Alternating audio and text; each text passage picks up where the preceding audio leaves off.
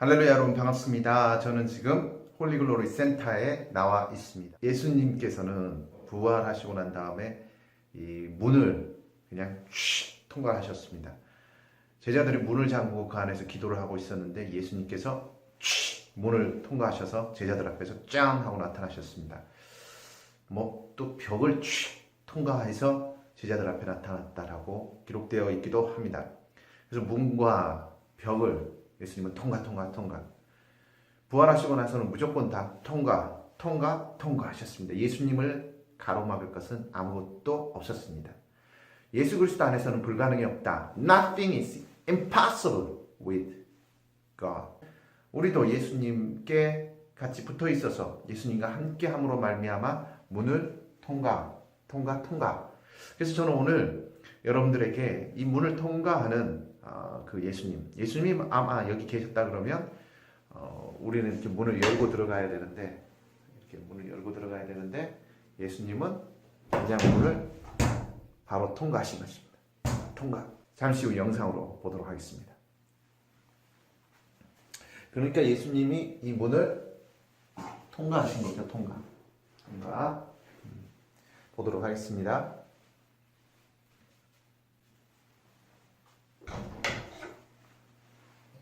아니잖아.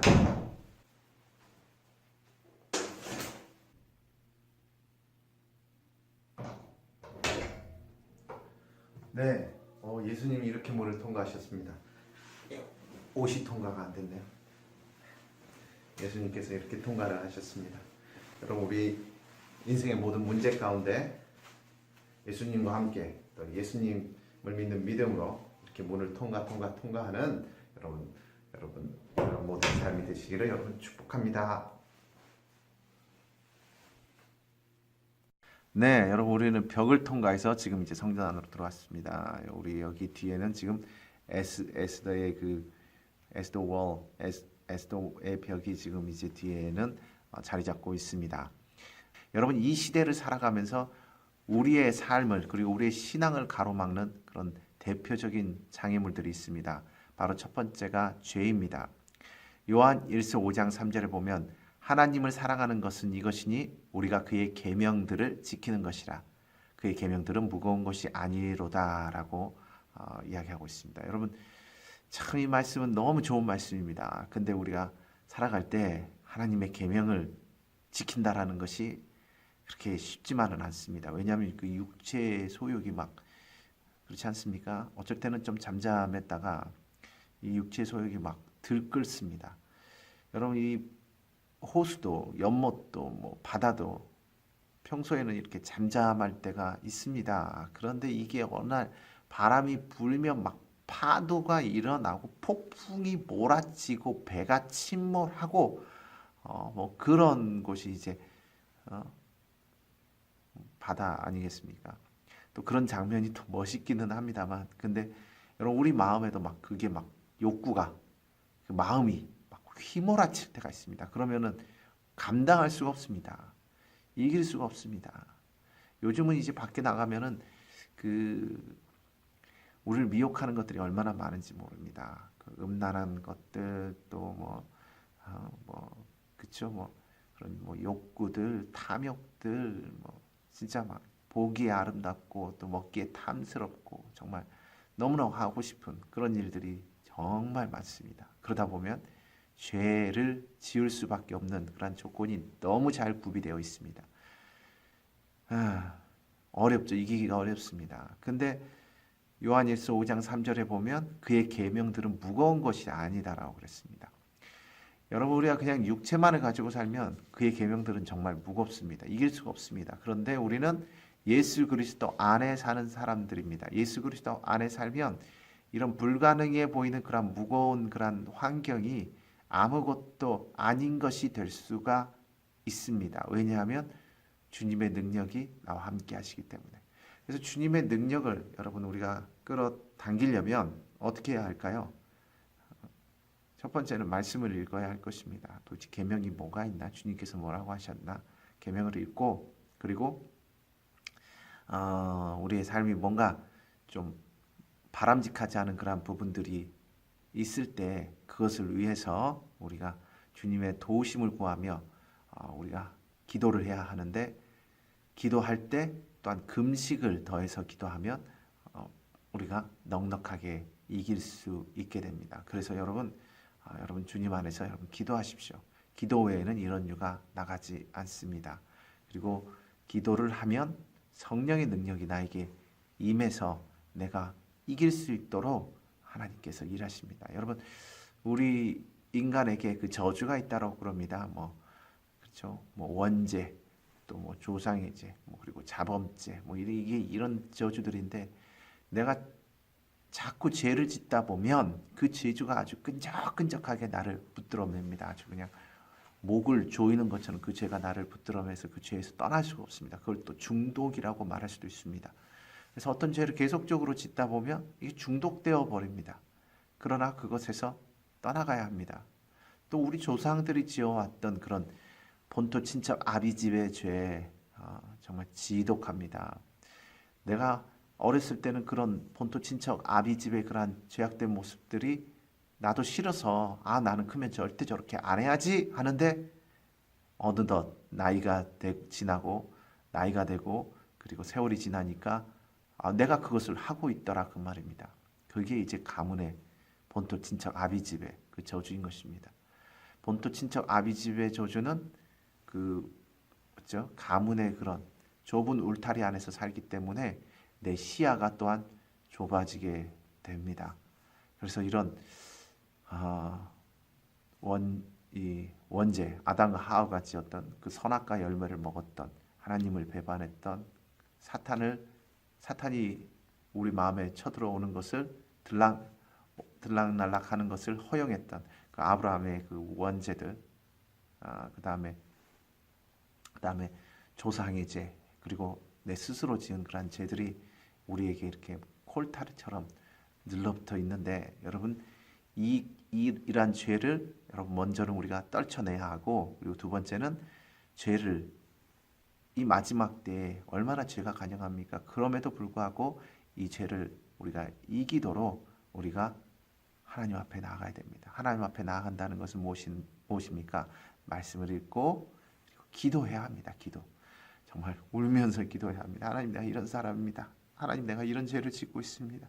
하나님 아버지, 내 생각이 나를 붙잡아서 내가 원치 않는 곳으로 나를 끌고 갑니다. 하나님, 나를 도와주시옵소서. 주여, 나를 붙잡아 주시옵소서. 금식하고 기도하고 또 작정해서 계속 시간을 놓고 기도하면 이러한 것들이 나에게서 떨어져 나가는 것입니다.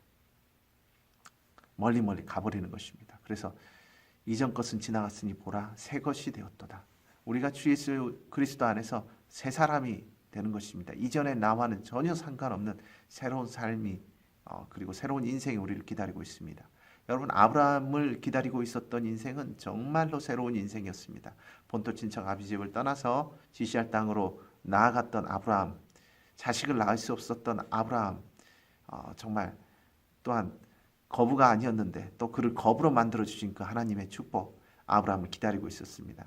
이전에 75세 이전의 아브라함의 삶은 그런 삶이 아니었습니다만, 그러나 하나님 안에서 아브라함은 변화되었습니다. 그가 어떻게 그렇게 변화되었을까요? 아브라함은 하나님과 동행하면서 그 많은 25년이 넘는 그 세월 동안에 조금씩 관문을 통과했던 것입니다. 여러분, 하나님과 함께 있으면, 우리 주 예수 그리스도와 함께 있으면 여러분 관문을 통과할 수 있습니다. 불가능하지만 나 혼자 있으면, 내가 하나님을 알지 못했을 때는 통과하는 것이 불가능했지만, 그러나 지금은 통과할 수 있습니다. 여러분, 이 말세지 말에 여러분 반드시 통과해야 될 그 죄의 관문, 저주의 관문을 여러분 통과하시기 바랍니다. 두 번째는 여러분, 죄보다 더 악한 것이 있습니다. 예수님께서 아주 심각하게 경고하셨는데 그것은 바리새적인 판단인 것입니다.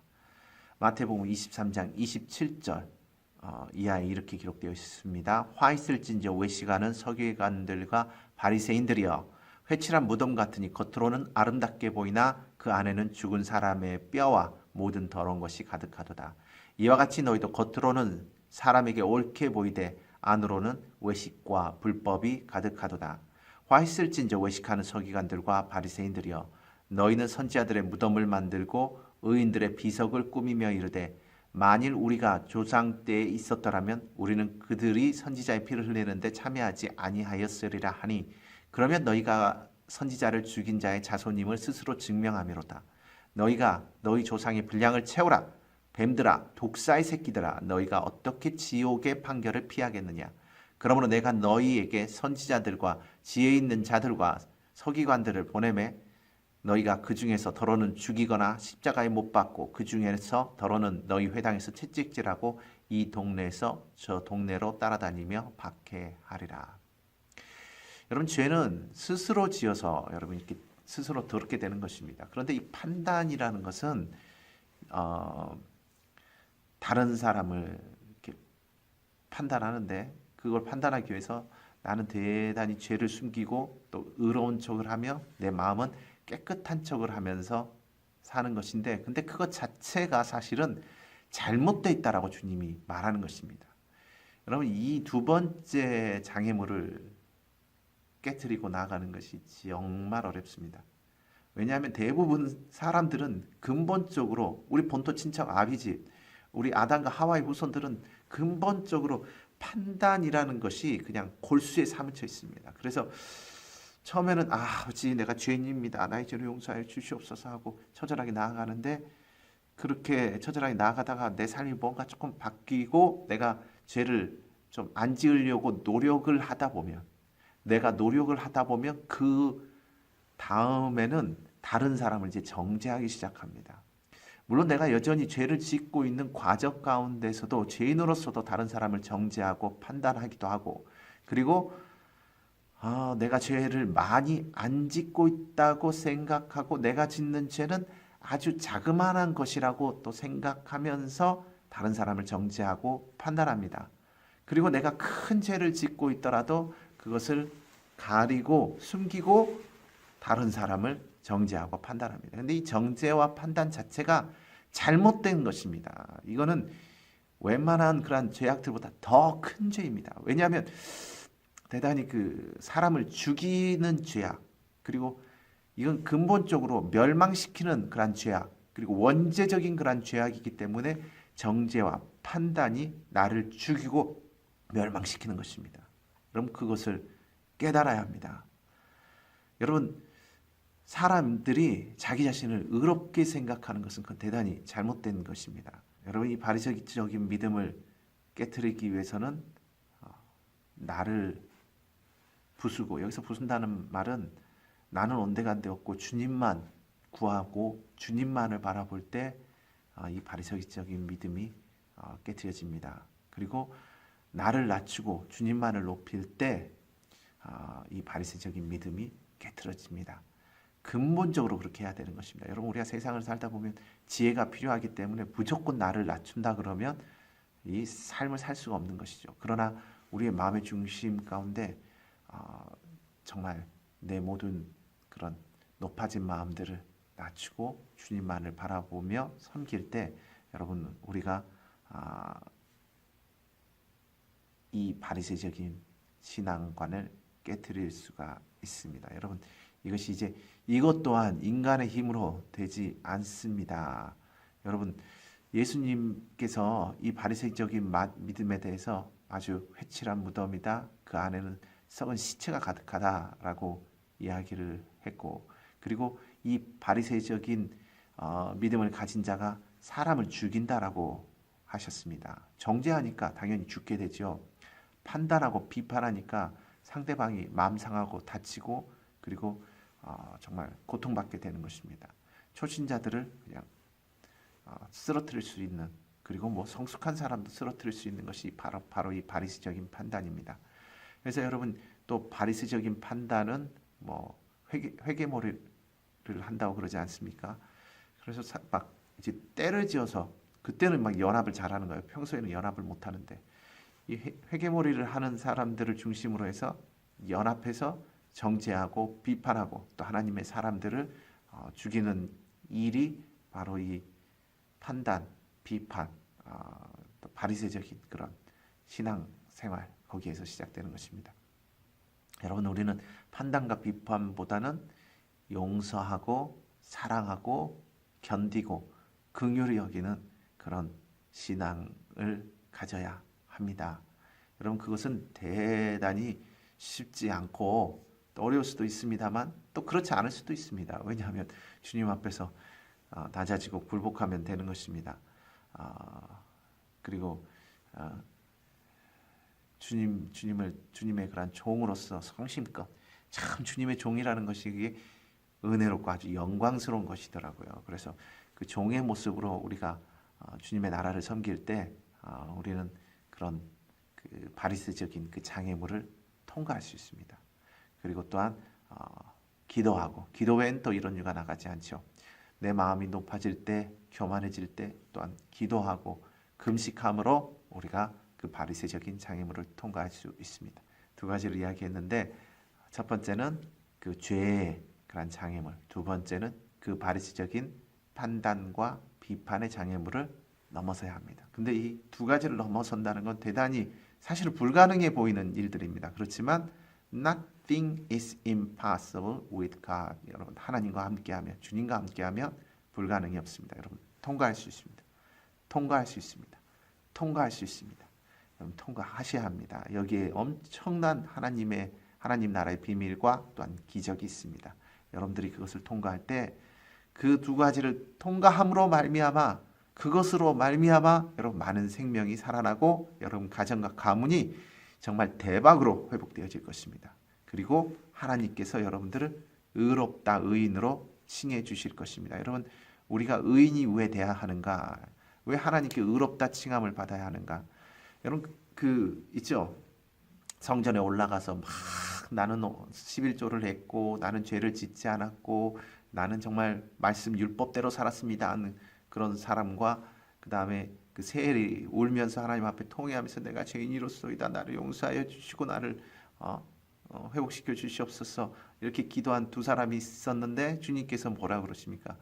이 통에 자복한 이 세리가 오히려 의롭다함을 받았다라고 그러지 않았습니까? 그러니까는 이런 신앙관인 거예요. 근데 우리가 이런 신앙관으로 살게 되면 여러분 나라가 바뀔 것입니다. 그리고 가정도 바뀌고 그리고 교회가 바뀌게 될 것입니다. 열방도 바뀌게 될 것입니다. 이런 사람이 나아가서 생명을 살리게 될 것입니다. 여러분 그 안에 생명이 있습니다. 그래서 나의 신앙의 그런 모습이 패턴이 여러분 정죄하고 판단하기보다는 본대로 느낀 대로 살기보다는 통회하고 자복하고 주님 앞에서 나를 부셔뜨리고 그리고 주님 앞에서 주님의 은혜와 그 긍휼과 성령 충만함을 구하며 여러분 나아간다면 여러분 우리는 변화되어지고 정말 하나님의 나라가 우리에게 임하는 것을 우리가 보게 됩니다. 여러분 이번 한 주간 반드시 여러분들이 그렇게 나아가셔서 하나님 안에서 또 예수 그리스도 안에서 정말 불가능을 가능케 하고 그리고 기적을 일으키는 그런 축복의 사람으로 언제나 예수 그리스도의 사랑이 여러분의 삶을 통해서 나타나는 그런 능력의 사람으로 살아가시기를 예수님의 이름으로 여러분 축원드립니다. 아멘.